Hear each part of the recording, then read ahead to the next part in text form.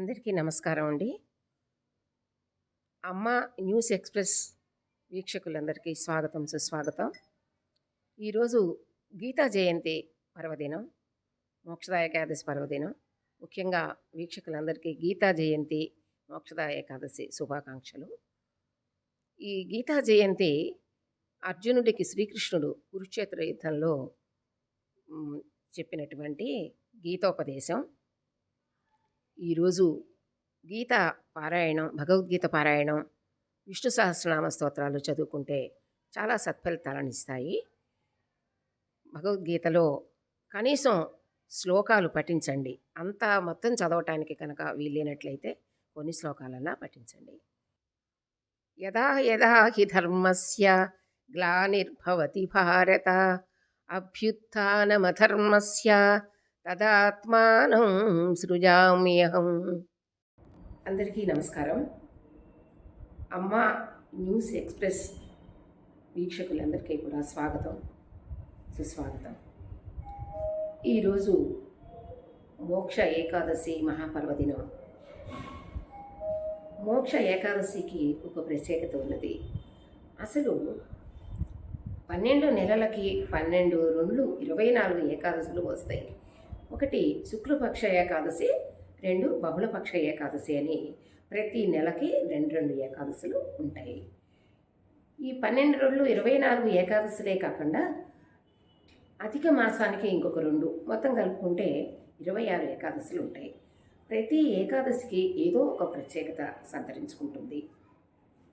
ఈ ఆషాఢశుద్ధ ఏకాదశి నాడు విష్ణుమూర్తి శేషశయ్య మీద మహాలక్ష్మి సహితంగా నిద్రకు ఉపక్రమిస్తారు. దాన్ని శయన ఏకాదశి అంటారు. కార్తీక మాసంలో శుద్ధ ఏకాదశి నాడు మళ్ళీ ఆయన నిద్రలేస్తారు. దాన్ని ఉత్థాన ఏకాదశి అని కూడా అంటారు.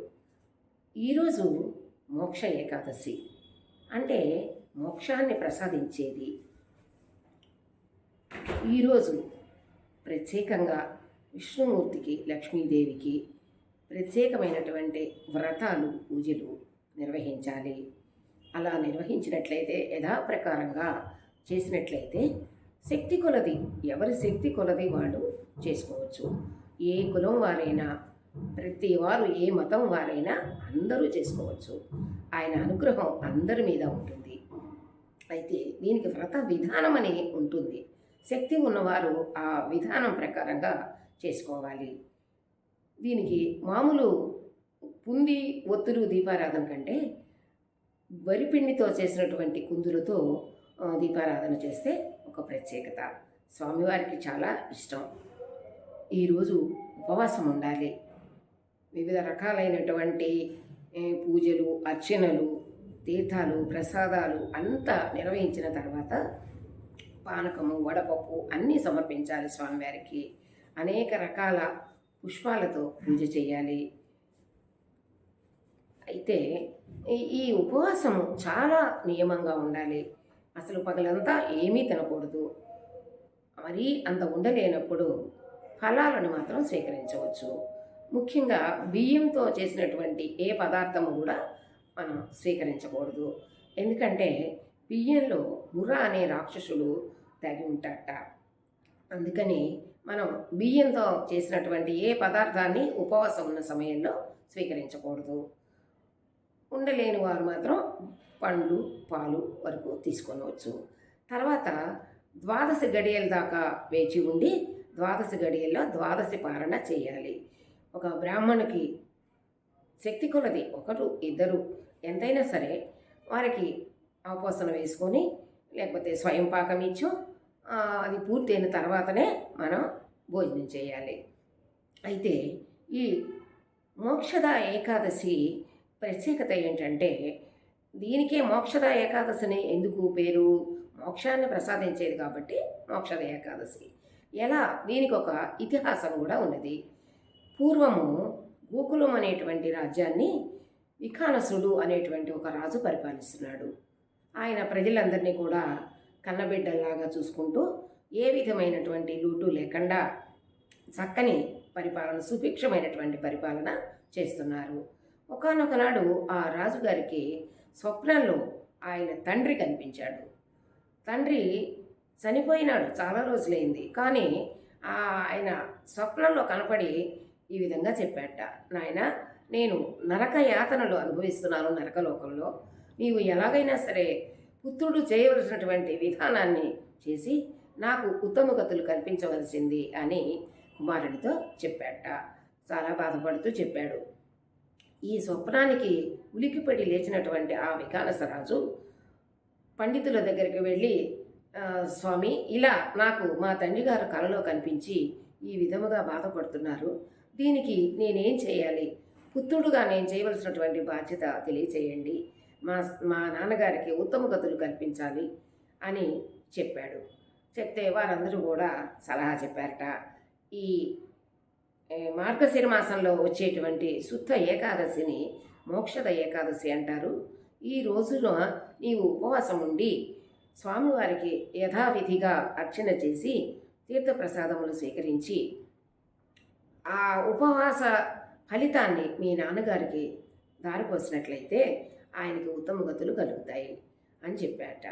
సరే, ఆ వికానసరాజు తన రాజ్యానికి వచ్చి యథావిధిగా ఆ మోక్షద ఏకాదశి వచ్చేదాకా వేచి ఉండి ఆ రోజు చక్కగా ఉపవాసం ఉండి పూజా విధానం అంతా చేసి నిర్వహించి ఆ ఫలితాన్ని తన తండ్రికి దారిపోశారట. అప్పుడు ఆయనకి ఉత్తమ గతులు కలిగి చక్కటి ఆశీర్వచనం ఇచ్చారు. ఆ రాజుగారి కుటుంబం ఆయుర ఆరోగ్యాలతో ఉండాలని ఆ తండ్రి దీవించారు. అయితే పితృదేవతలందరికీ కూడా చాలా ఉత్తమ గతులు కలిగించాలంటే ఈ మోక్షద ఏకాదశి చాలా ఉపయోగకరమైనటువంటిది, మంచి ఫలితాన్ని ఇస్తుంది. వారు ఏ విధమైనటువంటి పాపకార్యాలు చేసినప్పటికీ కూడా ఈ మోక్షద ఏకాదశి నాడు పుత్రులు అంతా కూడా ఉపవాసాలు ఉండి వారికి ఈ ఫలితాన్ని కనుక ధారపోసినట్లయితే వారందరికీ కూడా ఉత్తమ గతులు కలుగుతాయని మన పురాణాలు చెప్తున్నాయి. కాబట్టి దీనికి మోక్షాన్ని ప్రసాదించేది కాబట్టి మోక్ష ఏకాదశి అని పేరు వచ్చింది.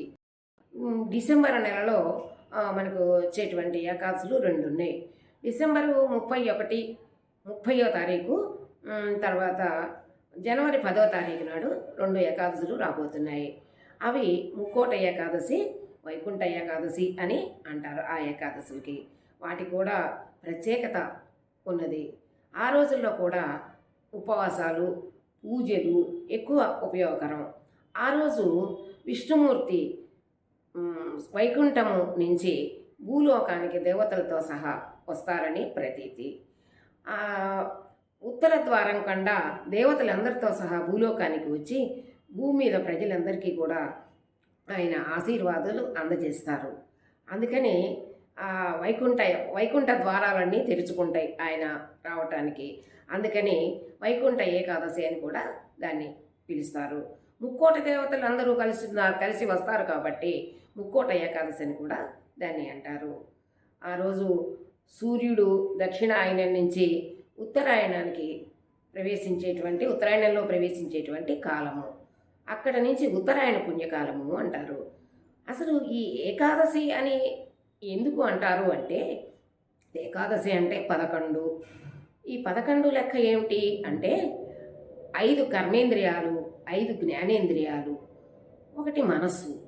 ఈ 11ని కూడా ఏకాదశి అని అంటారు.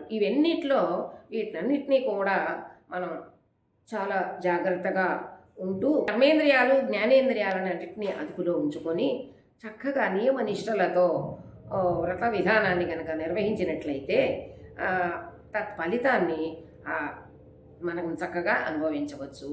ఆ విష్ణుమూర్తి, లక్ష్మీదేవుల యొక్క అనుగ్రహంతో ఆయురారోగ్య ఐశ్వర్యాలు, సర్వ సౌభాగ్యాలు కలుగుతాయని ప్రతీతి. విష్ణుమూర్తి ఎక్కడ ఉంటారో లక్ష్మీదేవి అక్కడ ఉంటుంది, లక్ష్మీదేవి ఎక్కడ ఉంటుందో విష్ణుమూర్తి అక్కడ ఉంటారు. కావున ఇద్దరికీ కూడా పూజలు నిర్వహించి మనం సత్ఫలితాలను పొందుదాం.